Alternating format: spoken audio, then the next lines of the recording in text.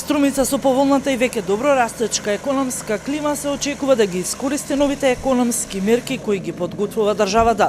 Субвенции кои гарантираат технолошки развој и извоз и европски стандарди се само дел од обезбедените средства за раст и развој на економијата во земјава. Министерот без ресор задолжен за подобрување на инвестицијската клима за домашните предпријатија денес во посета на струмичките компании за презентација на новите економски мерки. Покрај странските и домашните компании добиваат поддршка за своји инвестиции. Овие две компании добија, разговаравме околу нивните апликации и како исполнување на обврските согласно договорот склучен со владата за бизнис планот за наредните 4 години.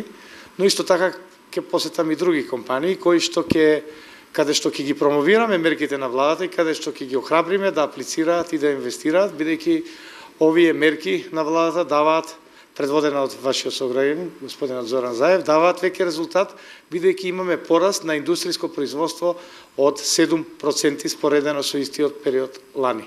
Исто така со мојот пријател, градоначалникот на општина Струмица, ќе разговараме околу бизнис климата и проектите на општина Струмица. По средбата со бизнис секторот Чапори ќе оствари средба и со првиот човек на општина Струмица Коста Јаневски, со кој разговара како и на кој начин локалната и централната власт да ги презентираат развојните цели пред бизнис секторот. Можем да заклучам дека ова е една многу позитивна мерка која што владата ја промовира и која што конкретно се операционализира.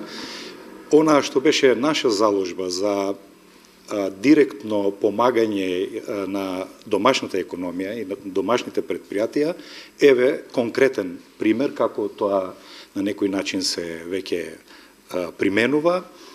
Јас би сакал и нашите фирми малку похрабро и со поголема верба да пристапат кон овие проекти на владата. Јас сум сведок на одреден скептицизам и една одредена недоверба дека тоа е возможно, дека овие фондови ќе бидат правилно распределени.